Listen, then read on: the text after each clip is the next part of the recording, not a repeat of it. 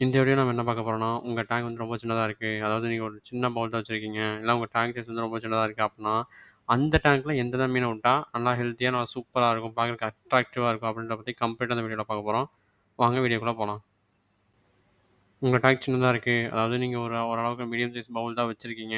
ஆனா, நீங்க ஒருத்தவங்க உங்க வீட்டுக்கு வந்தாங்கன்னா, உங்க டேங்க் வந்து பார்க்கறதுக்கு அட்ராக்டிவா இருக்கும்னா, நீங்க ஃபர்ஸ்ட்டு கண்ண மூடி சூஸ் பண்ண வேண்டிய விஷயம் என்னன்னு பார்த்தீங்கன்னா, கப்பி ஃபிஷ். இந்த கப்பி ஃபிஷ் தான் சின்ன டேங்க்லயே நல்லா சூப்பரா இருக்கும். ஏன்னு கேட்டீங்கன்னா, இதோட பார்க்கறக்குமே இது நெறைய கலர்ஸ் அவைலபிள் ஆகறனால பார்க்கறக்குமே இது ரொம்ப அழகா இருக்கும். அது மட்டும் இல்லாம இதோட மெயின்டனன்ஸுமே ரொம்ப கம்மி. அதாவது நீங்க இதுக்குன்னு தனி மோட்டர் வைக்கணுன்றது அவசியம் கிடையாது. ஆ இதுக்குன்னு தனியா கேர் பண்ணிக்கணுன்றது அவசியம் கிடையாது. ஜஸ்ட் நீங்க ஒரு டேங்க் வாங்கி அதில வச்சுக்கிட்டீங்கனாலே போதும். இந்த கப்பி ஃபிஷ் வந்து ரொம்ப நல்லாயிருக்கும்.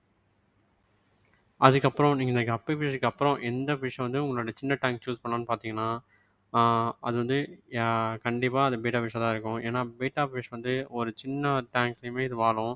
ஆனா அதுக்குன்னு நீங்க ரொம்ப சின்ன டேங்க்கா குடுத்துறக்கூடாது. அதாவது நீங்க கடையிலலாம் பார்த்தீங்கனாலே தெரியும். ஒரு சின்ன கிளாஸ்ல கூட இந்த பீட்டா ஃபிஷ்ஷ விட்டு வளர்த்திட்டு இருப்பாங்க. இந்த பீட்டா ஃபிஷ்ஷோட ஸ்பெஷாலிட்டி அதான். இந்த பீட்டா ஃபிஷ்ஷால சின்ன டேங்க்ல கூட இதெல்லாம் உயிர் வாழ முடியும். அதுதான் இந்த பீட்டா ஃபிஷ்ஷோட மெயின் ஸ்பெஷாலிட்டி. இதோட இன்னொரு டிஸ்அட்வான்டேஜ் என்னன்னு பார்த்தீங்கன்னா, இந்த பீட்டா ஃபிஷ் ஒரு டேங்க்ல இருக்குன்னா, அந்த டேங்க்ல நீங்க அந்த ஒரு ஃபிஷ்ஷ மட்டும் தான் வச்சிருக்க முடியும்.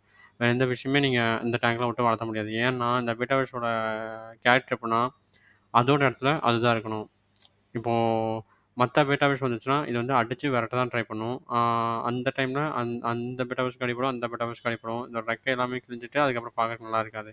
நீங்க ஒரு பவுல் வச்சிருக்கீங்க, சின்னதா தான் இருக்கு. என்னால ஒரு ஃபிஷ் வளர்த்தாலே போதும் அப்டின்னு நெனச்சீங்கன்னா, நீங்க கண்டிப்பா அந்த பீட்டா ஃபிஷ் சூஸ் பண்ணலாம்.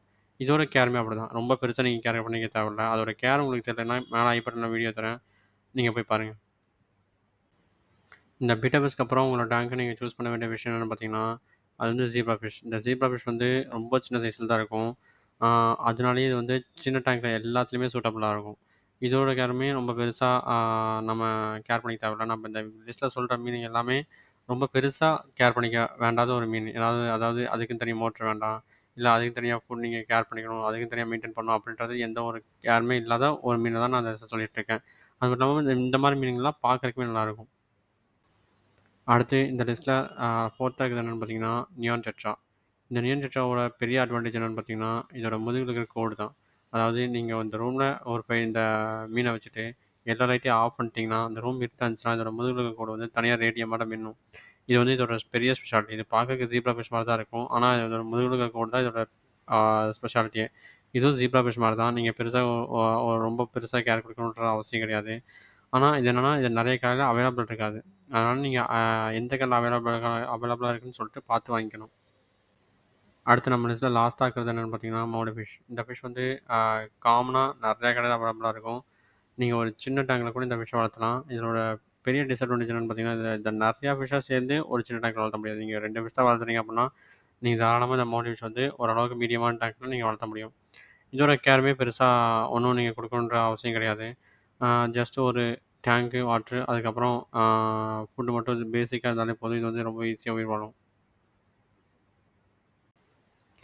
அப்புறம் இந்த வீடியோ பிடிச்சிருந்துச்சுன்னா, லைக் பண்ணுங்க, ஷேர் பண்ணுங்க, மறக்காம சப்ஸ்கிரைப் பண்ணிடுங்க.